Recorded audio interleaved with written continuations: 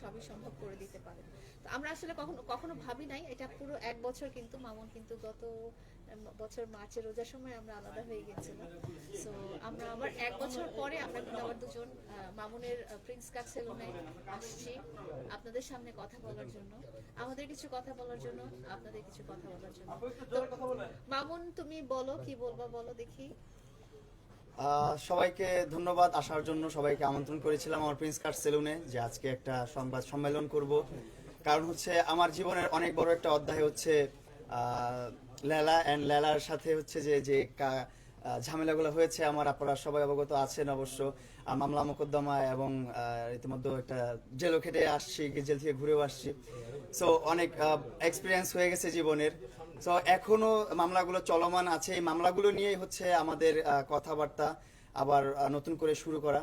এই মামলাগুলো শেষ করতে হবে, কারণ আমাদের মধ্যে যে একটা সমস্যা ছিল, এই সমস্যাগুলো আমরা নিজেদের মধ্যে সবকিছু সলভ করে নিয়েছি। আমরা ওর এক চাহিদা হচ্ছে, ওকে আমি জিজ্ঞাসা করলাম যে তোমার চাহিদা কি বলো।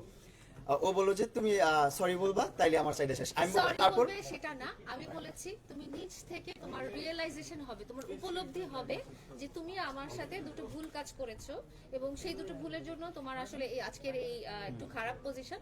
তো ও সেটা রিয়েলাইজ করেছো কি করেছে যে ও রিয়েলাইজ না করলেও আমি রিয়েলাইজ করছি, কারণ না হচ্ছে করলে আবার কি ডাইরেক্ট বলো যে হ্যাঁ হ্যাঁ না হলে না নিয়ে। তুমি এখন কি ঝগড়া করবো আমার সাথে? লাঠিটা আনছো ভাইয়া? আমি তো নিজেই লাঠি। যাই হোক, আমরা গতকালকে একটা লাইভ করছি, আপনারা দেখছেন লাইভে হয়তো বা আমরা অনেক কথাই বলছি, অনেক খুনসুটি করছি, এখনো দুষ্টামি করতেছি। আর আমাদের অনেক কথাই যদি ভুল হয়ে থাকে আপনারা অবশ্যই ক্ষমা সুন্দর দৃষ্টিতে দেখবেন। অনেক সম্মানিত মানুষরা আপনারা আছেন, আবার অনেক সম্মানিত মানুষরা এই ভিডিওটা দেখবেন। সো লেলা যে কেসগুলো করেছিল আমার বিরুদ্ধে, আমার মানে আমার অনেক হ্যাসেল হচ্ছিল, আমার জীবনে চলাফেরার অনেক মানে সমস্যার সম্মুখীন হচ্ছিলাম। যেমন লাইফটা লিড করতে পারতেছিলাম না, বিজনেস করতে পারতেছিলাম না, কন্টেন্ট ক্রিয়েশন করতে পারতেছিলাম না, ফ্যামিলি দেখতে পারতেছিলাম, সবকিছুর মাঝখানে আবার একটা সময় হচ্ছে যে কাঠ গড়ায় যে দৌড়াদৌড়ি করতে হচ্ছে, আদালতে দৌড়াদৌড়ি করতে হচ্ছে। তারপর ওকে আমি বললাম যে আসলে বিষয়টা কিন্তু সলভ করা যায়। ও নিজেও রিয়েলাইজ করছে যে আসলে মামুন অনেক বেশি শাস্তি, কি তুমি কি এটা রিয়েলাইজ করছো যে অনেক বেশি শাস্তি দিয়ে ফেলছো আমাকে? না, দেখছো কম হয়ে গেছে। শাস্তি কম হয়ে গেছে? ঠিক আছে, তাহলে আরো শাস্তি দাও, আর কি করবা? বলো তারপর। হ্যাঁ, না আগে বলো, এটা ক্লিয়ার করে নাও, শেষ করি, ধাপে ধাপে শেষ করি। লাইন শেষ করো তারপর। আচ্ছা, লেলা গতকালকে বলো যে হ্যাঁ আমি রিয়েলাইজ করছি যে মামুনকে অনেক বেশি শাস্তি দেওয়া হয়ে গেছে, যতটুকু দরকার ছিল তার চেয়ে বেশি শাস্তি দিয়ে ফেলছি, এখন ওভার অনেক শাস্তি হয়েছে। সো এখন হচ্ছে আমার কথা হচ্ছে যে যদি নিজেদের মধ্যে সবকিছু সর্ট আউট করা যায়, তাহলে আমরা কেন, ওরও কিন্তু একটা ফ্যামিলি আছে, ওরও কাজ আছে, ও জব করে, সো ওরও কিন্তু সময় দিতে হয় ওর ব্যক্তিগত জীবনে। সো ওরও কিন্তু যেতে হয় ডেটে, কোর্টে দৌড়াদৌড়ি করতে হয়, ওরও একটা হ্যাসেল, আমারও একটা হ্যাসেল, আমারও কোর্টে দৌড়াদৌড়ি করতে হয়। সো আমার ওর কাছে রিকোয়েস্ট ছিল যে তোমারও এই মামলাটা শেষ করে ফেলে আমরা তুমি এটা আপোষ করে ফেলো, আমাদের মধ্যে নিজেরা সর্ট আউট করে ফেলি, নিজেরা যেভাবে সমাধান করা যায়। সো গতকাল রাতে আমরা এটা সমাধান করলাম। মাসুদ ভাইয়ের বার্থডে ছিল গতকালকে, মাসুদ ভাইকে স্পেশালি থ্যাঙ্কস। মাসুদ ভাই থেকে জিনিসটা সলভ করলো, মাসুদ ভাই কথা বলে দিল, আমাদের মাঝখানে সবকিছু বলে দিল। তারপর আমরা কথা বললাম, ও বললো যে ঠিক আছে তুমি সরি বলবা, তুমি রিয়েলাইজ করছো যেহেতু তুমি সরি বলো, তাহলেই হলো, আমার আর কিছু লাগবে না, আমি মামলা তুলে ফেলতেছি। তুমি কি আসলে রিয়েলাইজ করেছো? হ্যাঁ, আমি রিয়েলাইজ করেছি যে অবশ্যই এক হাতে তালি বাজে না, আমি কিছু একটা ভুল করেছি, এই জন্য তুমি কষ্ট পেয়েছো, তাই তুমি আমাকে আমার বিরুদ্ধে মামলা করেছো, আমাকে কষ্ট দিয়েছো। আর তোমার সাথে আসল কষ্টটা তো তুমি কষ্ট দিয়েছো, সেটা রিয়েলাইজ হয়েছে তো না? হ্যাঁ, রিয়েলাইজ হয়েছে, তোমাকে কষ্ট দিয়েছি, and তুমি রিয়েলাইজ করেছো তুমি যে আমাকে কতটা কষ্ট দিয়েছো, হ্যাঁ, তুমি যে শেষ করো দ্বিগুণ তারপর। কষ্ট দিয়েছো, সেটা কি রিয়েলাইজ করেছো তুমি? আচ্ছা, ও শেষ করুক। আচ্ছা, যাই হোক, একজন একজন করে শেষ করি, তারপর আরো যদি প্রশ্ন থাকে আপনাদের আপনারা করতে পারেন, কোনো সমস্যা নেই, আমি প্রশ্নের উত্তর দিতে পারবো। আর আজকে আপনারা সবাই না, ও শেষ করুক, আমি বলি তারপরে। জি বলেন বলেন। না, কোশ্চেন পরে। আচ্ছা, কোয়েশ্চেনে পরে যাই। আমরা এখন হচ্ছে কেসটা নিয়ে আমরা মিউচুয়ালি আন্ডারস্ট্যান্ডিং এর মধ্যে চলে আসছি। আমরা কেসটা খুব শীঘ্রই মানে আইন প্রক্রিয়া যেটা আছে, প্রক্রিয়ায় আমরা এটা শেষ করব। কেসটা শেষ হয়ে গেলে আলহামদুলিল্লাহ আমরা আমাদের নর্মাল লাইফটাই আবার ফিরে আসব। আর আমাদের কন্টেন্ট ইনশাল্লাহ আগামীতে দেখতেও পারবেন, আপনারা দেখতে পারবেন ইনশাল্লাহ, ভালো কিছু আসবে। আচ্ছা, কোশ্চেন পরে আমি বলি। সো যেটা হয়েছে যে আপনারা তো সবাই জানেন মামুন আসলে বেশি ফোকাস করলো মামলাটার দিকে, বাট আমি বেশি ফোকাস করব হচ্ছে যে মামলার রুট কজটা। মামলা কখন হয়? যখন আসলে কোনো একটা অপরাধ সংঘটিত হয় বা কোনো একটা ক্রাইম, কোনো একটা দোষ, কোনো একটা ত্রুটি সংঘটিত হয় ইচ্ছাকৃতভাবে, তখনই কিন্তু একটা মামলা হয়ে যায়। তো মামুন আমাকে কষ্ট দিয়েছে, মামুন আমাকে অনেক বেশি কষ্ট দিয়েছে, কষ্টের মধ্যে রেখেছিল সারা 4 বছর ভালোবাসার পরে। তো সেটার জন্য কিন্তু আসলে মামলাগুলো চলে আসছিল। তো একটা স্টেজে 1 বছর পরে যখন মামুন আমাকে বলল যে না, ও আসলে রিয়েলাইজ করেছে যে আমাকে কষ্ট দেওয়া হয়েছে, তাই না? হ্যাঁ বলো। হ্যাঁ, তারপর বলো। হ্যাঁ, ও রিয়েলাইজ করেছে যে আমাকে কষ্ট দিয়েছে এবং ও সরি বলেছে আমাকে। ও আমাকে মাসুদ ভাইয়ার সামনে সরি বলেছে। মাসুদ ভাইয়ের সামনে না, আমি এখনো বলছি, আমি যদি আমার কোনো কথায় বা আমার কোনো কাজকর্ম যদি লেলা কষ্ট পেয়ে থাকে, আমি লেলার কাছে দুঃখিত। লেলা, তুমি আমাকে ক্ষমা সুন্দর দৃষ্টিতে দেখো। আর হচ্ছে আমি এখন তুমি পরেরটা বলো আগে। আমার কথা হচ্ছে যে আল্লাহ তাআলাই ক্ষমা করে দেন আমরা যত রকম অপরাধ তো তুমি করি না আগে কেন। ক্ষমাটা চাও না এখন? তো মামুন তো আমার ভালোবাসার মানুষ।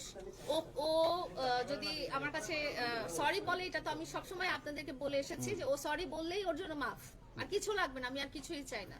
ওর সরিটাই এনাফ, ওর রিয়েলাইজেশনটা এনাফ। এবং ওর জন্য আমি আরেকটা বলেছিলাম যে ও পৃথিবীর আর কারোর সাথেই এরকম কষ্ট দিতে পারবে না, আমাকে যেরকম কষ্ট দিয়েছে। এটাও সে রাজি হয়েছে না? তো যেহেতু আমাদের দুজনের মধ্যে একটা মিউচুয়াল আন্ডারস্ট্যান্ডিং হয়ে গেছে এবং ও রিয়েলাইজ করেছে, কেউ যখন অপরাধ করে সে যখন বুঝতে পারে যে আমি অপরাধটা করেছি এবং এটা ভুল হয়েছে, আমি নিজেকে শুধরে নিব, তখন তাকে শুধরে দেওয়ার সুযোগ দেওয়া উচিত। এবং সেই সুযোগটা আমি মামুনকে সারা জীবনের জন্য দিয়ে দিচ্ছি আজকে। থ্যাংক ইউ সো মাচ লাইলাকে আমাকে আবার একটা চান্স দেওয়ার জন্য। আমার এই জীবন থেকে যে কষ্টগুলো ছিল এগুলো তুলে নিবে বলেছে, এখনো তুলে নিবে যেহেতু বলেছে, ইনশাল্লাহ তুলে নিবে। হ্যাঁ, এটাই আমার জন্য অনেক বড় একটা পাওয়া। এটাই আমার চাওয়া ছিল ওর কাছে, আর কোনো কিছু চাওয়া নেই। ওর কাছে চাওয়া ছিল যে 2টা কেস যেন উইথড্র করে ফেলে, অ্যান্ড ও এগ্রি করছে যে ও উইথড্র করবে। থ্যাংক ইউ সো মাচ লাইলাকে। আর আমি কিন্তু আমাকে সরি বলছি, তুমি কিন্তু এখন সরি বলো নাই আমাকে। আচ্ছা, আমি মামুনকেও সরি বলছি, কারণ আমি আমার কথা হচ্ছে যে মামুন যদি আমার কথায় ঠিক না হতে তুমি পারে, এত কথা পেঁচাও কেন? আমার কথা হচ্ছে মামুন যদি সোজা কথায় ঠিক না হয়, তাহলে ওকে একেবারে দেওয়ালে পিঠ ঠেকায় ঠিক করতে হবে। তো দেওয়ালে পিঠ থেকে ও কিন্তু ঠিক হয়ে গেছে। তুমি দেয়াল শুধু ঠেকাও না, দেয়াল ভেঙে ফেলছো, দেয়াল ভেঙে একবারে ফাঁকার মধ্যে বসাই দিছো। ওই নামে ডাকেন না। এটা বলো।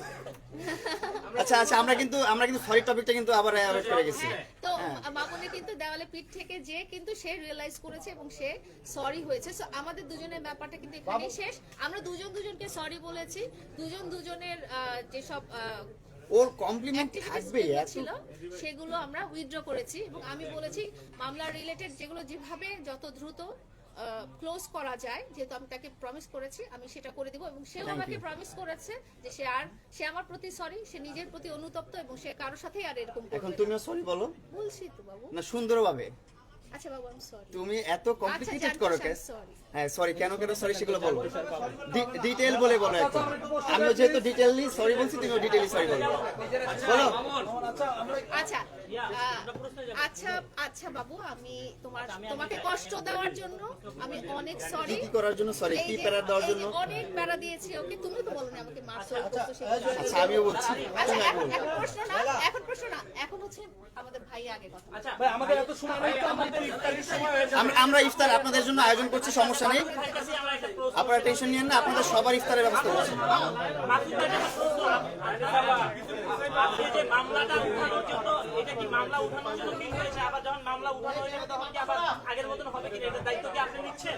আসলে মামলা ওঠানোর ব্যাপারটা হচ্ছে ভালোবাসার সাথে কখনো যায় না। আর আপু যেহেতু অনেক বুঝে, মামনের একটু শিক্ষার দরকার ছিল। আমি যেটা বলবো, এটা মামলা না, কিছু আঘাত। ভাই ব্যাকগ্রাউন্ড থেকে একটু সাউন্ড করেন না ভাই, একটু চুপ থাকেন না আপনারা। কিছু আঘাত থেকে মানুষের জীবনের সবচেয়ে বড় শিক্ষাটা পায়, এটা হচ্ছে মামনের জীবনের অনেক বড় একটা শিক্ষা। তো আপু যেটা করছে, আমি আপুকে আমি এটার জন্য আমি স্বাগতম জানাই। তো এটা মামনের দরকার ছিল জীবনে। কিন্তু কথা আসতেছে বারবার মামলার কথা, যে মামলা উঠাই ফেলবে। মামলা উঠানোর জন্য কি ভালোবাসা আপনি বলেন? কথা বলতেছেন তো মামলা নিয়ে আপনাদের। অবশ্যই আপু যেহেতু বলেছে আর আপু এক কথার মানুষ, হয়তো আপনারা অনেক সময় ভাবতেন যে আপুর সাথে আমার ঝগড়াঝাটি, মামুন যখন জেলে গেছে জেলের আগে থেকে কন্টিনিউ আপুর সাথে আমার কথা হইতো, তো কখনো এটা বলে নেই। আপু বারবার একটা কথাই বলছে যে মামুনের একটু শিক্ষার দরকার ছিল, আমি তাকে একটু শিক্ষা দিচ্ছি, কখনো রাগ বা অভিমানী। আবার কি প্রিন্স মামুন কি পোল্ট্রি নেবে নাকি অনেকে প্রশ্ন করছে। পোল্ট্রি নেওয়ার তো এখানে পোল্ট্রি নেওয়ারও কিছু না। শুনেন, আপনাদের এখানে হচ্ছে আমরা কথা বলছি শুধু আপনাদের- মামলা সংক্রান্ত নিয়ে। মামলাটার জন্য আমরা মামলা নিয়ে আজ মামলার যে বিচারের অবস্থাটা ছিল সেটা আমরা নিজেরা মিউচুয়াল করে ফেলছি। সেটার তুমি বলো এটা।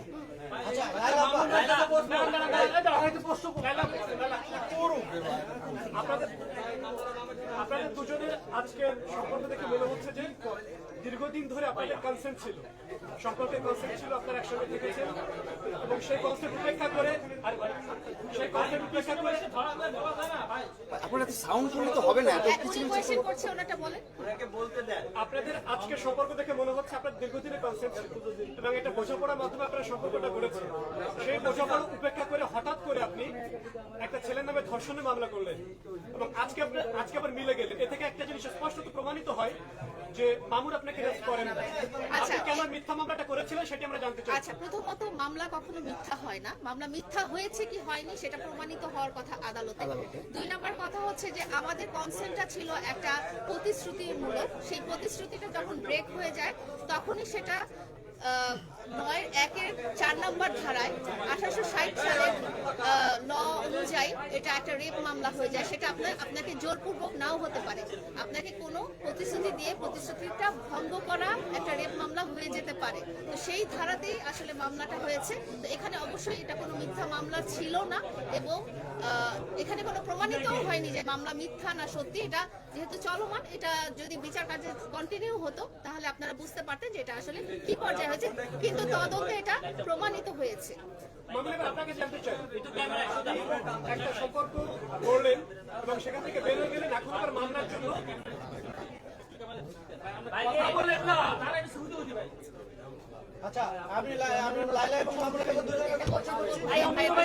ভাইয়া বলেন। অমৃত শেষ করেন। ভাই, মামুন, এখন আপনার কথা থেকে আমরা এটাও বুঝতে পারছি যে আপনি মামলার চাপে, মামলার প্রেসারে আপনি আপনার স্বাভাবিক জীবনযাপন করতে পারছেন না, সেখান থেকে আবার এক হচ্ছেন। আমরা ওই একই প্রশ্নটাই করতে চাই, এই মামলাগুলো উঠে গেলে আবার আপনারা একটা ধরনের সমস্যা ক্রিয়েট করবেন কিংবা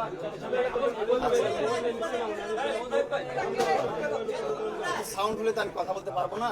এত সাউন্ডের মধ্যে তো আপনারা, আমি কথা বললে আপনারা বুঝতে পারবেন না কথাটা। এই ভিতরে কারা কথা বলতেছে চুপ করতে বলো, পিছনে কারা কথা বলতেছে তাদেরকে চুপ করতে বলো, আর যারা কথা বলতেছে তাদেরকে এখান থেকে বের করে দাও। হ্যাঁ বলেন। আচ্ছা, এগুলা অনেক সিরিয়াস কথা, এর মধ্যে কেউ কথা বলে না, সাইড থেকে পিছন থেকে এগুলো ডিস্টার্ব ফিল করতেছে। হ্যাঁ, আপনারা এখন আজকের যে সম্মেলনটা আমরা করেছি, সম্মেলনে আমরা কিন্তু বললাম যে আমাদের যে একটা কেস সংক্রান্ত সমস্যা ছিল বা মামলা ছিল আমার বিরুদ্ধে, সেই মামলাগুলো এখনো চলমান আদালতে। মামলা নিয়ে কথা বলার রাইট ওরকম কিছু নাই আমার, আর ওরকম কিছু বুঝিও না যে মামলা নিয়ে কথা বলবো। আমি হাই এডুকেটেড পার্সন না, আমি আর ল নিয়ে অত পড়াশোনা করি না যে ল নিয়ে অনেক কথা বলতে পারবো আপনাদের সাথে। আমি তো যতটুকু আমার বেসিক নলেজ আছে ততটুকু আপনাদের সাথে কথা বলছি। তো মামলা নিয়ে যে কথাটা হলো, এখনো মামলাটা চলমান। যে মামলাটার কারণে কিন্তু একটা মামলার নিয়ম আছে যে প্রত্যেকটা ডেটে হচ্ছে হাজিরা দিতে হচ্ছে, প্রত্যেকটা ডেটে কাঠগড়ায় দাঁড়াতে হচ্ছে, প্রত্যেকটা ডেটে সিরিয়ালে থাকতে হচ্ছে।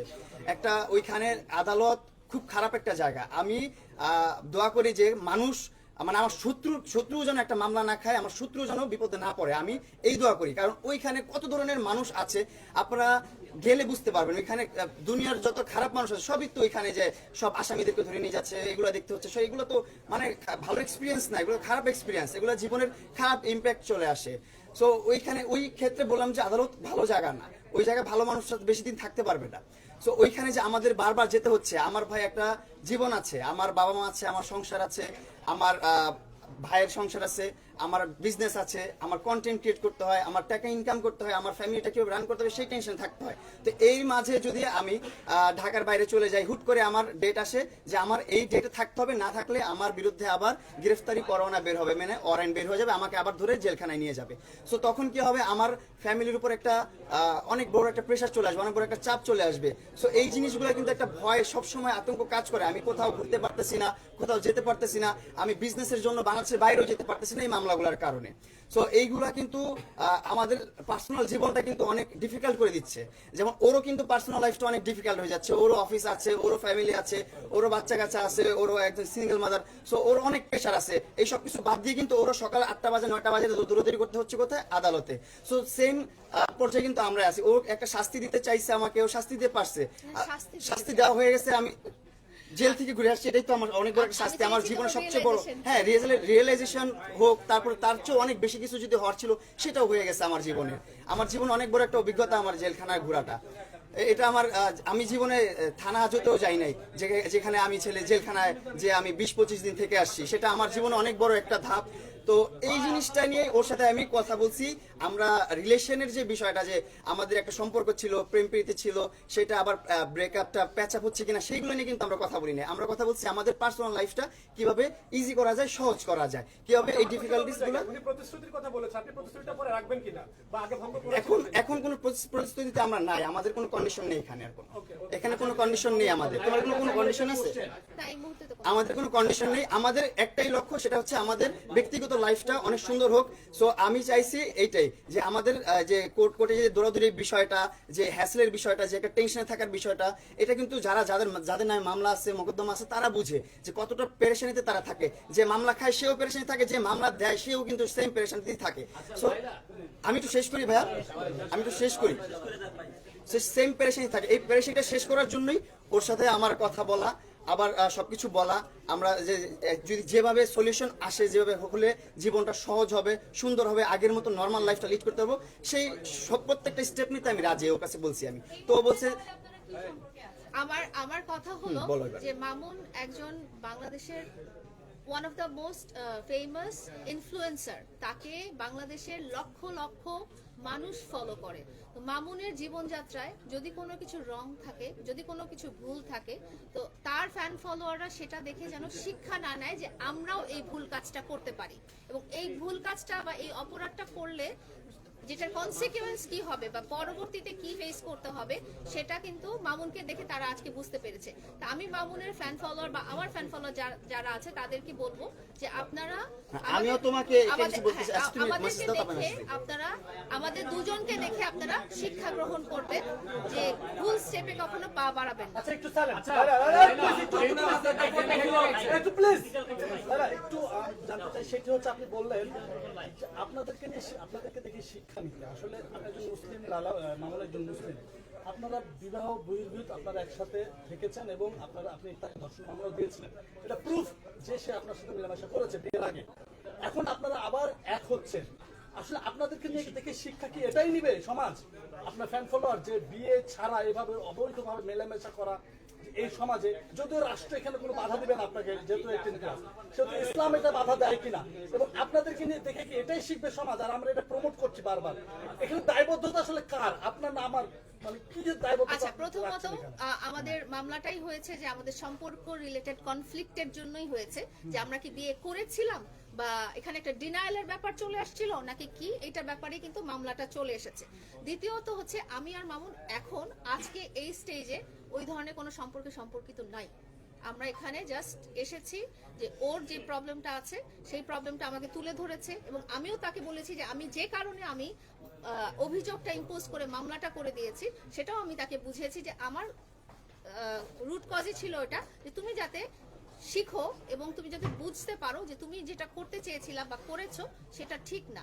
সো তার রিয়েলাইজেশন যখন সে বলেছে হ্যাঁ ঠিক আছে আমি আসলে বুঝতে পেরেছি এবং আমি সবার সামনে এটা বলতে পারবো যে আমি আসলে ভুলটা করেছি, তো আমি এবং এটা আর কোনোদিনও করব না, তো তখন আমি ঠিক করেছি যে ঠিক আছে ও যেহেতু বুঝতে পেরেছে তাকে অবশ্যই সুযোগ দেওয়া উচিত একটা মানুষ হিসেবে। মামুন তার ভুল বুঝতে পেরেছে, কিন্তু আপনি কি আপনার নিজের ভুল বুঝতে পেরেছেন যে আপনি বিবাহ বহির্ভূত মুসলিম কান্ট্রিতে এইভাবে অবৈধভাবে মেলামেশা করেছেন এবং সেটির জন্য মামলাও করেছেন? আপনি কি এটা ভুল স্বীকার করছেন? প্রথম কথা মুজাহিদ ভাই, সমাজের কাছে আপনি ভুল স্বীকার করে সরি বলছেন কিনা? প্রথম কথা মুজাহিদ ভাই, আমি বিবাহ বহির্ভূত সম্পর্কে ছিলাম কি ছিলাম না সেটা নিয়ে কিন্তু মামলাটা হয়েছে। আমার ধারণা আমি বিবাহ সম্পর্কিতই ছিলাম এবং সে বলেছে সে বিবাহিত না। কনফ্লিক্টটা কিন্তু রেইজ হয়েছে ওখানে, এটা নিয়েই কিন্তু মামলাটা রেইজ হয়েছে, এবং মামলাটা যদি ধারাটা আপনারা আচ্ছা, দেখেন। আমরা মামলা হ্যাঁ, মোকদ্দমার তো কথায় আর এটা- না যাই, এটা সেগুলা কিন্তু- এটা কিন্তু clear করে ফেলছি যেহেতু একবার। এখানে কনফ্লিক্ট রেজ হয়েছে দেখেই কিন্তু মামলা মাম- হয়েছে। না, মামলা মোকদ্দমায় যে আর ডিফিকাল্ট চাই না বিষয়টা। যেহেতু শুনেন, যেহেতু আমরা মাত্র আমি একটু বলি আপনি একটা কথা বলবেন, আপনি কি বাধ্য হয়েছেন লাইলার কাছে ফিরতে? আপনি কি বাধ্য হয়েছেন? না লালার কাছে ফিরতে আমরা তো ফিরিনি, আমরা তো আর কোনো ওইরকম আগে যে একটা সম্পর্কে ছিলাম বা একটা রিলেশনে ছিলাম, আমরা এখন আর কোনো রিলেশনে নাই। এখন লালার মতো থাকবে, আমি আমার মতো থাকবো, আমি আমার মতো লাইফ লিড করবো, ওর মতো লাইফ লিড করবে। যদি আমাদের বনিবট্টায় মিলে, আমাদের যদি ব্যাটে বলে মিলে, তাহলে আমরা একসাথে কন্টেন্ট ক্রিয়েশন করবো বা কোনো ব্র্যান্ড প্রমোশনে যাব, একসাথে কাজ করতে পারবো, সেটা প্রফেশনের দিক থেকে আলাদা বিষয়। কিন্তু আমাদের পার্সোনাল রিলেশন আর কোনো রিলেশন নেই, আমরা শুধু একজন ভালো বন্ধু এখন। তাহলে আপনারা তাহলে এটাই মেসেজ দিয়েছেন, আপনাদের যে আইনি প্রক্রিয়া ছিল বা যে জি। জটিলতা ছিল দুইজনের পক্ষ থেকে সেটা solution সেটা এটাই হচ্ছে আমাদের মূল উদ্দেশ্য, মূল কথা। আমাদের আইনি যে জটিলতা ছিল সেটা আমরা সলিউশন করে নিচ্ছি নিজেদের মধ্যে। আমরা ইনশাল্লাহ খুব সুন আইনগতভাবে যেভাবে করা যায় সেভাবে আমরা কেসগুলো উইথড্র করে ফেলবো and নিজেদের মতো লাইফ লিড করবো। প্রমোট করছেন যে একজন, তাকে কিন্তু আপনার ভাষ্যমত ধর্ষণ বলা হয়েছিল, তো আপনি কি এটা প্রমোট করছেন যে একজন ছেলে যদি ধর্ষণ করে পরবর্তীতে ভিজুয়ালে আসলে তাকে ক্ষমা করে দেওয়া যায়, এটা কি আপনাদের দ্বারা এস্টাবলিশ হচ্ছে কিনা? তাহলে আমাদের প্রতিটা ধর্ষক কি শুনেন, ধর্ষণ আর আমাদের মধ্যে যেটা হয়েছে সেগুলো সেটা এক different, না, different এগুলো issue, ডিফারেন্ট। different issue। আপনি যেভাবে প্রেজেন্ট করতেছেন বা যেভাবে প্রশ্নটা সেটা করতেছেন, হচ্ছে বলপূর্বক। হ্যাঁ সেটা হ্যাঁ জোরপূর্বক ধর্ষণ করা, আমাদের মধ্যে ওই ব্যাপারটা জোরপূর্বক ছিল না। ধর্ষণ আমাদের মধ্যে ছিল না কখনো, এগুলো ধর্ষণের কিছুই না। যাই হোক, ও অ্যাগ্রেসিভনেসের কারণে ও যেভাবে আমাকে পানিশ করা যায়, ও তখন এটাই চিন্তা করছে কিভাবে মামুনকে পানিশ করা যায়। সো ওইভাবে যতগুলো ধারা করা যায়, যতগুলো সিস্টেম করা যায়, সেই সিস্টেমগুলো অবলম্বন করছে লায়লা, এবং ও সাকসেস, ও আমাকে পানিশ করতে পারছে, পানিশ করছে। এন্ড আমি অনেক মানে হয়েছে জীবনে, অনেক কিছুই হয়েছে জীবনে, আপনারা জানেন ভাই, সবকিছু আপনার একটা মিলিয়ে। কোশ্চেন ছিল মামুন বাধ্য হয়েছে কিনা। মামুনকে আমি কোনো জোর করিনি। হ্যাঁ, আপনি বাধ্য করেছেন কিনা মামুনকে আপনাকে? আমি বাধ্য করিনি, এক নাম্বার কথা। দুই নাম্বার কথা, মামুনও বাধ্য হয়ে আসেনি। এটা আমাদের দুজনের একটা কনভারসেশনের মাধ্যমে আমরা মিউচুয়ালি সলভ করার চেষ্টা করছি। জি এখানে এটা মামুনের কাছে প্রশ্ন, জি সেটা হলো আপনি ইতিপূর্বে লালাকে মানে হাত তুলছেন এবং আজকেও লাঠি চার্জ করার কথা বলছেন, এছাড়াও আপনি এখানে যারা চিল্লাইছে তাদেরকে ঘাড় ধাক্কা দিয়ে বের করে দিতে বলছেন। ঘাড় ধাক্কা দিয়ে না, আমি বলছি তাদেরকে বের করতে। কবে নাগাদ আপনার চেঞ্জ হবে? এটা আমার মনে হয় না মৃত্যুর আগ পর্যন্ত চেঞ্জ হবে, কারণ এটা আমার সৎ অ্যাটিটিউড, এটার মধ্যে কোনো উল্টাপাল্টা কিছু নাই। আমি এখানে বলছি, আপনারা দেখেন এতগুলা মানুষ এখন ইফতার করবে, একটু পরে আর আধা ঘন্টা সময় আছে, আধা ঘন্টা। শুনেন ভাইয়া যে প্রশ্নটা করছে, প্রশ্নটা একদম ভিত্তিহীন, তারপর ওনার একটু রিপ্লাইটা আমার দিয়ে দেওয়া উচিত, যেহেতু এতগুলো ক্যামেরা আছে, অন ক্যামেরা, অনেকে লাইভও আছে, এই জিনিসটা অনলাইনে যাবে। সো ভাইয়া যে প্রশ্নটা করছে যে অ্যাটিটিউডটা কবে যাবে, আমি যে কথাটা বলছি, যারা কথা বলছে, যারা কলহল করছে, যারা পিছনে কিচিমিচি করছে, এখানে অনেক মানুষ রোজা আছে, বেশিরভাগ মানুষই কিন্তু রোজাদার এখানে। সো এখানে যদি কলহল করে এই প্রোগ্রামটা শেষ হবে না, এই প্রোগ্রামটা অনেক লেন্দি হতে থাকবে, অনেক গ্যাদারিং হচ্ছে, কিন্তু অনেক গরম হয়ে গেছে জায়গাটা, এখানে অনেকে রোজা ধরে ফেলতেছে। সো সবার ভালো চিন্তা ভাবনা করে আমি বলছি, যারা কলহল করছে, যারা উচ্ছৃঙ্খল করছে, তাদেরকে এখান থেকে বের করে দেন, তাদেরকে এখানে রাখা দরকার নেই। না এই কথার যুক্তি আছে, আপনার কথার কোনো যুক্তি নাই ভাই, আমার কথা যুক্তি আছে।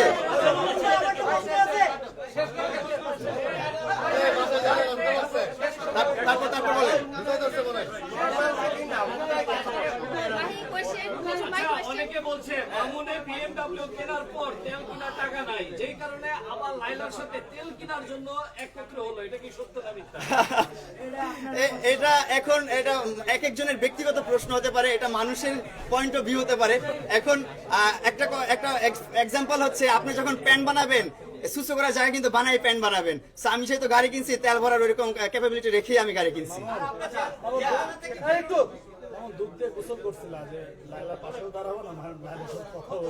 না একটা বিষয়, হ্যাঁ ওর সাথে তো আর আমি আর ওই আগের রিলেশনে ব্যাক করি নাই। এখন বিষয় হচ্ছে যে আমাদের যে মামলা মোকদ্দমা ছিল সেটা নিয়ে ওর লাইফটাও ডিফিকাল্ট হয়ে গেছে, আমার লাইফটাও ডিফিকাল্ট হয়েছে, এটাও সমাধান করতে। আমার লাইফ ডিফিকাল্ট হয়েছে। তোমার কাছে মজাই লাগতেছিল, হ্যাঁ? আমার কাছে কাক মনে দৌড়াদৌড়ি হয়েছে, করতে। আমি বলি মামলাটা করার আরো একটা কারণ ছিল। আচ্ছা, মামলা সংক্রান্ত কথা আমি না বলি আমরা। হ্যাঁ, কারণ ছিল যে বেশি কথা বলবো না। অনেকে আছে যে ভয় পায় যে আমি আদালতে যাব, আমি পুলিশ স্টেশনে যাব, আমি হ্যাসেলের শিকার হব। স্পেশালি মেয়েরা অনেক ভাবে অত্যাচারিত হয়, কিন্তু তাদের জন্য আমি এক্সাম্পল হয়ে থাকতে চেয়েছি যে আমি এই তুমি stage একজন এসেও- জলজান্ত এক্সাম্পল, যে ভালোবাসা ছাইরা গেলে ব্রেকআপ করলে তারে দর্শন মামলা দিতে হবে, তাই তো? হ্যাঁ তাহলে কি এক্সাম্পল দিতে চাও তুমি? কি এখন কি পয়েন্ট দিতে চাও? কি ব্রিফ দিতে চাও? মামলায় এখন মামলা দিবা? এখন একটা প্রেম করবা, প্রেম করে ব্রেকআপ হয়ে গেল, মামলা দিতে হবে। কেন এটা তো প্রেম করে breakup তাহলে হয়, এইসব হয় কথা টপিক বাদ দাও, বাদ দিতে বলছি, বাদ দাও। বলো ভাই, কি বলো বলেন ভাই। আমরা সবাই ইফতার করবো একসাথে ভাই, সবাই আস্তে ধীরে একটু, সবাই সবাই কিন্তু রোজা রাখছে, বেশি কথা আমিও বলতে পারবো না, আপনারাও অনেক কথা বলতে পারবেন না ভাই। জি, বসবাস করে এটা বলি নাই, ও দুইবার বিবাহিত সেটা বলছিলাম, এন্ড ডিভোর্স হয়েছে দুইটা সেটা বলছিলাম, divorce এর কথা তো বলো না। বলি নাই। আচ্ছা, দুইটা বিয়ে করছে, দুইটা ডিভোর্স হয়েছে, বলে দিচ্ছি শেষ। কি কি বলতে হবে বলেন, কি কি বলতে হবে? আমি আমার লেখা দ্বারা আমি সব বলবো, কোনো সমস্যা নেই আমার। এক হাজবেন্ড নিয়ে দুই তুমি বলো তো, কি কি বলো, তুমি খুশি হবা? তোমার খুশির জন্য আমার যা যা করতে হবে সবই করবো, কিছু লাগবে? এই এই ঝাড়টা খুলে দিব তোমাকে এখন মাথায়, তুমি এটা মাথায় নিতে পারবা না। তা আমি তো লালার কাছে যাই নাই, লালাকে আমার কাছে নিয়ে আসছি। এটা আমার প্রিন্স কাট সেলুন ব্রো, আমার প্লেস, এটা আমার প্রতিষ্ঠান, এখানে নিয়ে আসছি, আমি ওর প্রতিষ্ঠানে যাই নাই। হ্যাঁ, ওরে নিয়ে আসছি। আপনি বলেছেন যে নকল কাবিন দিয়ে 2 বছর আমার সাথে মানুষ সংসার করছে। এই নকল কাবিনটা দিয়ে কিভাবে সংসার করছে এটার উত্তর চাই। হ্যাঁ, সাইলেন্ট সবাই উত্তর চাই। আপনারা যেভাবে দেখেছেন ওইভাবেই করেছেন। এগুলা খুব ভিতরের গল্প ভাই, অনেক মারপেচ আছে এগুলোর মধ্যে। এখন এগুলো আবার যদি টানতে যাই তাহলে আবার মামলাগুলো অনেক ডিফিকাল্ট হয়ে যাবে। আমি চাই মামলাগুলো শেষ হয়ে যাক, আমাদের মামলাগুলো আইনি প্রক্রিয়াতেই শেষ হয়ে যাক, আমরা আমাদের নর্মাল লাইফে ব্যাক করি। ওর মতন কাজ করুক, কন্টেন্ট ক্রিয়েট করুক, ওর জব করে ওইখানে যাক, আমি আমার মতন বিজনেস করি, কন্টেন্ট করি, ঘোরাফেরা করি। এই আবার যদি আমাদের যদি ব্যাটে বলে মিলে, যেটা বললাম, আমাদের কন্টেন্ট দেখতেও পারেন আপনারা ইনশাআল্লাহ। জি ভাই, আপনি যখন একটা কুকুর পালবেন, সেই কুকুরের প্রতিও আপনার একটা সফট কর্নার থাকবে। 4 বছর পাললেও আমাদের একটা কুকুর মারা গেছে টিঙ্কু, যেটাকে আমি 3 বছর 4 বছর পালছি, ওইটাকে আমি গতকালকেও স্বপ্নে দেখছি। সো ভালোবাসা কিন্তু থাকে ভাই, ভালোবাসা থাকে, এটা কিন্তু চলে যায় না একবারে। একটু ঘৃণা আছে বা কষ্ট পাওয়ার কারণে কিন্তু ভালোবাসাটা আড়াল হয়ে যায়। আচ্ছা, তাহলে আমি একটু ভালোবাসা যেহেতু আছে, আপনি কথা বললেন, তাহলে আমি একটু জানতে চাইবো, আমরা শেষ করি ভাই, শেষ করি। জেলখানায় বসে লাইলা সেকেন্ডে মনে করছি যে ও আমারে মামলা করছে। আরেক ভাই কোশ্চেন করেন, আরেক ভাই এ তোর এটা রে মনে ছেলে বসে লাইলার কথা মনে করছে।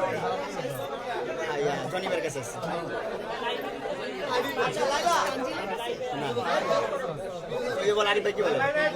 আমি বলছি মামুন যে এই যে লালা, মামুনকে বলছি জেলখানায় বসে আপনার কথা মনে পড়ছে কিনা লাইলা? মামুন ভাই, এটা জেলাসির কি আছে? এটা লালার রূপ এত সুন্দর, ওর রূপ যৌবন এত সুন্দর যে হাঁটু কইছে কেন পছন্দ করে আর কি। আচ্ছা লাইলা, আমাদের লাইভে একজন আপনাকে তিতা বেহায়া বলেছে, এই ব্যাপারে আপনি কি বলবেন? ভালোবাসার ক্ষেত্রে তিতা ভাইয়াকে আর হচ্ছে খারাপ কিছু হলো এটাও। ভালোবাসার ক্ষেত্রে মানুষ নির্লজ্জ হতে পারে, বেহাল হতে পারে, ভালোই তো বসছে। আমরা ইদানিং সোশ্যাল মিডিয়ায় দেখতে পাচ্ছি আপনার নতুন একটা নাগরিক আসছে, তার আসছে এখন দুজনকে কিভাবে হ্যান্ডেল করবেন? দুজনে কি মেহনত করে? আরে আজব তো, আচ্ছা, আমি তো বললাম ওর সাথে পার্সোনাল রিলেশন নাই আর সোশ্যাল আমার। মিডিয়াতে যাকে দেখছেন ও আমার কোলাবোরেশন পার্টনার, ও এখানেই আছে, এখানেই আছে, খুঁজে বের করেন, এখানেই আছে, ও আমার কোলাবোরেশন পার্টনার, খুঁজে বের করেন। মামুন আমার পার্সোনাল নায়ক, কোশ্চেনটা হচ্ছে ব্যক্তিগত নায়ক। আপনি একজন হয়ে দুজনকে কিভাবে হ্যান্ডেল করবেন? না, আমি তো হ্যান্ডেল করার কথা না, নায়কের জায়গায় নায়ক আর জীবন সঙ্গীর জায়গায় জীবন সঙ্গী। আচ্ছা, সবাই তো প্রশ্ন করছে, আমি একটা প্রশ্ন করি। আপনি প্রায় সময় দেখা যেত যে আপনি পাশে একজনকে বসে মামুনকে অবস্থা গালাগালি করতে, সেটা আপনি শুনছেন। আপনার কখনো এই জিনিসটা দেখবেন, এখন কি কন্টিনিউ সামনের দিকে এই জিনিসটা করবেন? ওকে গালাগালি করার ব্যাপারটা না, আর করবো না, ও করবে না, আমরা দুজনেই করবো না। আজকে এই প্রেস কনফারেন্সের মাধ্যমে আমরা আমাদের প্রিভিয়াস যত কনফ্লিক্ট ছিল দুজনের মাধ্যমে সেটা আমরা এন্ড করে দিচ্ছি। প্রিভিয়াস কোনো কথা এই কনফারেন্সের এখন পরে থেকে আর আসবে না। হ্যাঁ, সুন্দরভাবে ডিক্লেয়ার করতেছি যে আমাদের এখন সুন্দর একটা রিলেশন আছে। ওর মতো থাকছে, আমি আমার মতো থাকছি, ওর বাসায় থাকছে, আমি আমার বাসায় থাকছি, আমি আমার মতন বিজনেস করছি, ওর মতন জব করছে, প্লাস আমাদের মতন আমরা করে কন্টেন্ট ক্রিয়েশন করব। ব্যাটে বলে মিলে গেলে আমরা একসাথে কন্টেন্ট করব, ব্র্যান্ড প্রমোশন করব, শপ ওপেনিং করব, সবকিছুই করব। প্রফেশনাল কাজ প্রফেশনাল জায়গায় থাকবে। লাস্ট কোশ্চেন, আপনারা আজকে যে ঘটনাটা ঘটালেন সেটা আপনাদের পূর্ব পরিকল্পিত ছিল এবং আপনার না, এটা একদমই- Let me finish, একটু বলি আপনার প্রিন্স কার সেলুনের প্রমোশনের জন্য আপনি বারবার ওই কর্নার থেকে সেলুনের সামনে নিয়ে আসতেছেন এক, দ্বিতীয়ত হচ্ছে আপনারা নেক্সটে আবার একটা ঘটনা ঘটাবেন, এইভাবে আলোচনায় আর কতদিন থাকবে? আমি একটা কথা বলি ভাই, আবার একটা ঘটনা ঘটাবেন এই বিষয়টা হচ্ছে খুবই ভুল। আপনারা একটা ব্যক্তি জীবনে চলতে গেলে সমস্যা হতেই থাকবে কন্টিনিউয়াস। আমরা তো আর রোবট না যে একবার একটা জিনিস ফরম্যাট করে দিলে এই জিনিসটা লাইফে আসবে না। লাইফটা কারমা ঘুরতেই থাকে ভাই, লাইফে নিয়তি ঘুরতেই থাকে। কার জীবনে কি হয় না হয় সেটা বলা যায় না। এখন ঝগড়া ঝাঁটি সবার সংসারই হয়, সবার জীবনেই হয়, নরমাল। আল্লাহ হাফেজ, আসসালামু আলাইকুম সবাইকে। Thank you. আমার কোনো ব্যবহার কেউ রাগ করবেন না ভাই।